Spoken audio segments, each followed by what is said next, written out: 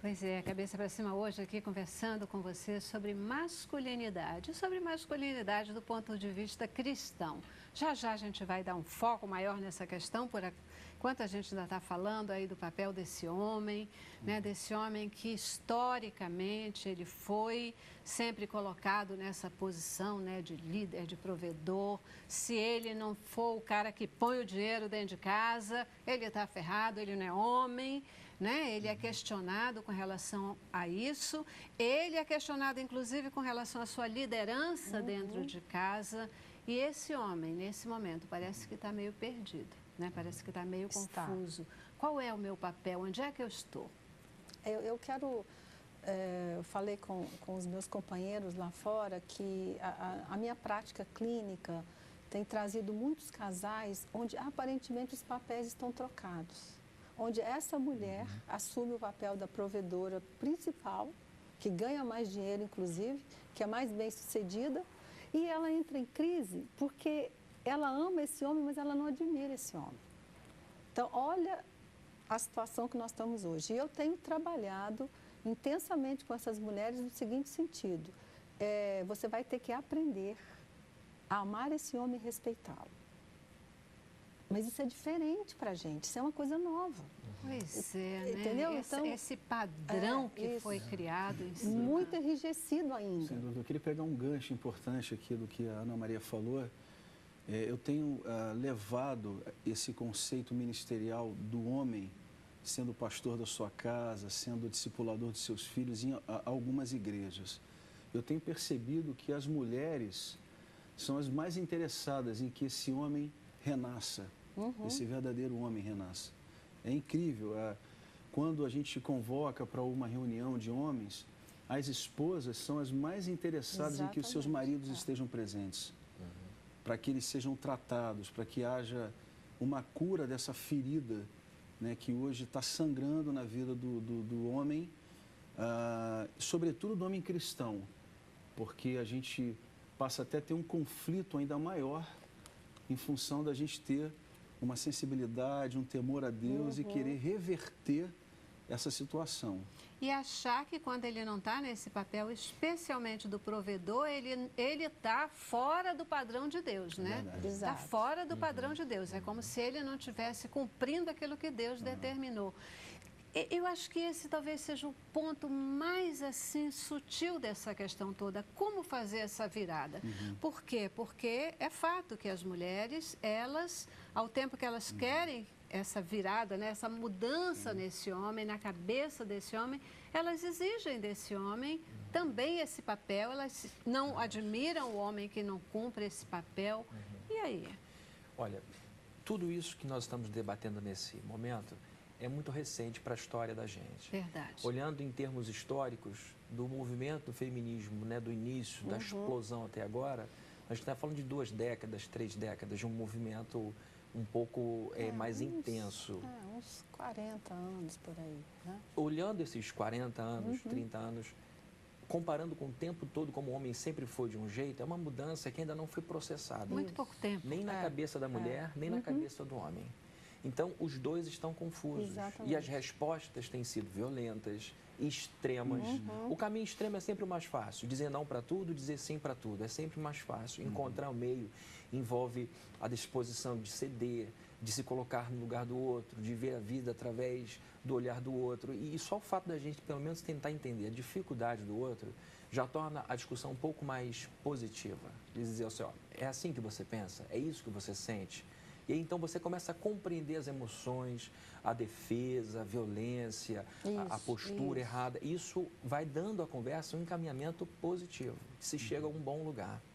Então, nós estamos tentando encontrar o novo papel do homem e o novo papel da mulher.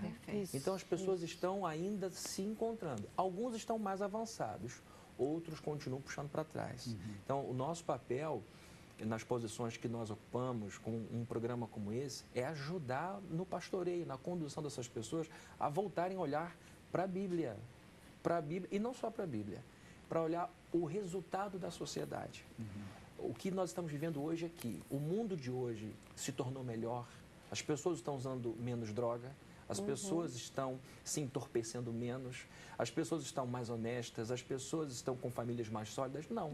Então a gente percebe que o que a sociedade tem apresentado também não é a solução. É um veneno que a gente tem tomado aos poucos. Então, daí a importância da igreja, né, sobretudo de nós cristãos, né, termos muito claramente na nossa cabeça a importância da igreja estabelecer um programa específico para esse tratamento, para acontecer exatamente o que a Celeste falou, né? O resgate desse papel do homem. Há uma estatística do teólogo e pastor norte-americano Pat Morley, onde ele diz que quando uma criança se desperta para o reino de Deus, 2% da família acompanha. Quando uma mulher se desperta para o reino de Deus, 17% da família acompanha. Agora, quando um homem se desperta para o reino de Deus, 93% da família acompanha. Ou seja, o homem tem um papel extremamente importante na influência da família. E a igreja deve contribuir com programas de discipulado específico, com assuntos que venham tratar e resgatar exatamente essa imagem e esse homem segundo o coração de Deus. Perfeito. E é impressionante, né? Porque como na nossa sociedade capitalista, nós mesmas, mulheres, a gente reproduz o papel de que, tipo assim, quem tem o dinheiro é que manda, né? Quem tem o dinheiro é que manda. Então, o homem fez isso ao longo do tempo, faz isso atualmente, né? Se ele é o provedor, né? Continua falando. Então, eu que mando, eu que pago. Então, como eu pago as contas, tem que ter submissão. E quase que comprando essa questão. Mas quando a mulher ela está assumindo o papel de provedora, que deveria ser um elo de transformação dessa relação mais natural, ela também começa a submeter, né, o homem a essa questão. Agora é você, eu que estou pagando, então e aí a gente reproduz toda uma sociedade, toda uma deformação. E isso reproduzindo para os próprios filhos dentro do contexto familiar. E um risco enorme da gente poder estar aí num período onde o homem está perdido, a mulher está perdida e os filhos naturalmente perdidos, porque o que eles veem são pais onde eles não conseguem ter um exemplo. Aí eu queria levantar, Celeste, um outro ponto que foi levantado por um sociólogo argentino. Ele lançou um livro agora chamado A Sociedade dos Filhos Órfãos. Excelente livro.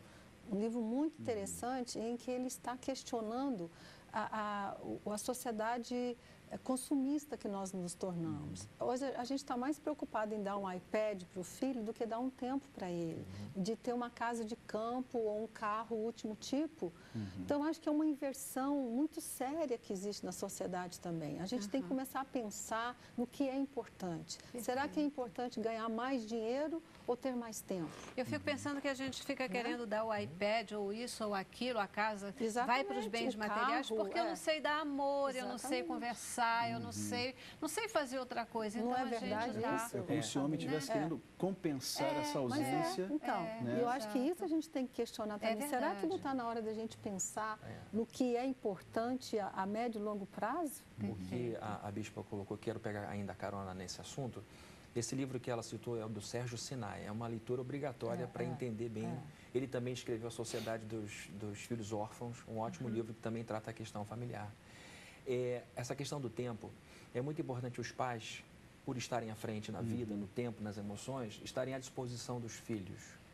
E filho não tem data marcada para ter crise, para ter questionamento. Então é muito importante o pai ter a certeza de que as coisas que ele tinha que ter vivido na adolescência e que foram vividas ou não vividas já passaram, que o tempo de prioridade é dos filhos.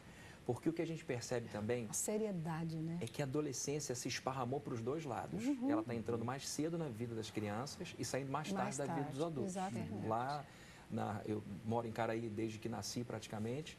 E os mesmos garotos que eu via na praia durante o dia, eu vejo hoje com a mesma havaiana, com a mesma bermuda, eles não amadurecem. Então, isso é um problema. Isso é outra questão séria. E a gente trabalha para uma sociedade capitalista que, como você falou, manipula, aperta, manobra e dá ao dinheiro todo o poder. Né? Ao invés de fazer ele uma esfera importante da vida, mas faz do dinheiro a coluna central. Então, é importante, eu só queria frisar, é que esse tempo que alguém falou aqui, ele tem que estar à disposição por todo momento. Porque às vezes você está diante da televisão, o homem tem esse hábito, né, de se desestressar com televisão. E aí, às vezes, o filho aparece e diz, pai, eu estou com uma questão assim, tem que parar tudo, esse é o momento dele, ele está sendo encaminhado. Aí eu queria levantar outra questão com vocês, que é exatamente, eu vou puxar para a minha sardinha, a brasa para a minha sardinha, maturidade emocional. Eu acho que esses programas que você está colocando, eles são extremamente importantes para mudança de mente. Eu creio no processo educacional. Eu creio que a educação, né, se nós conseguirmos educar os homens e as mulheres para uma parentalidade saudável, dentro de alguns anos nós vamos colher esse fruto. Perfeito. Né? Mas eu acho que a crise está aí, ela existe, é séria, severa. As estatísticas são assustadoras, os índices de doença mental aumentaram, crianças com síndrome do pânico, crianças com ansiedade em grau altíssimo. Né? Então, nós temos que olhar para isso. E apesar do caos, eu acredito que no caos nós podemos gerar uma sociedade nova. Verdade, né? Você estava falando, crise é uma oportunidade, os chineses falam muito isso, né? Usam mesmo... Crise ou oportunidade. Né? O mesmo símbolo para as duas coisas, porque de fato é muitas vezes no momento de crise que a gente se reinventa, que a gente sai do outro lado, que a gente percebe, né? Muitas vezes a gente muda o nosso estilo de vida exatamente quando você se depara com uma situação limite, né? E tudo isso é verdade. A gente já vai dar uma nova paradinha e vai voltar. Eu queria agora voltar com vocês falando sobre essa questão. Vamos para o homem cristão, vamos falar do homem cristão. O que é esse perfil do homem cristão? Como nossas instituições podem tratar essa questão, tendo cuidado, porque eu acho que exatamente por se voltarem para a Bíblia, muitas vezes... os homens se tornaram tiranos por não entenderem o que é autoridade bíblica determinada por Deus. Exatamente. Por não entenderem o papel da mulher e o seu próprio papel no contexto da família, né? Deus fez o homem e fez a mulher e os fez à sua imagem e semelhança, com características absolutamente próprias. Para o homem, ele deu as características, né? E propôs e estabeleceu para ele liderança, mas para a mulher ele estabeleceu um papel de ajudadora, né? E ajudador não é alguém que diz sim senhor, não senhor, pois não senhor. É alguém que diz, olha, você está errado, por aqui não vai acontecer. É alguém que você compartilha opiniões, né? E muitas vezes isso não é visto dessa forma. O homem cristão, quais são as características do homem cristão?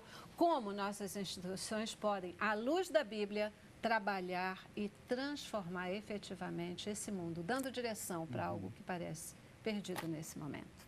Tá bom? Vamos lá. Maravilha. Cabeça pra cima. Eu quero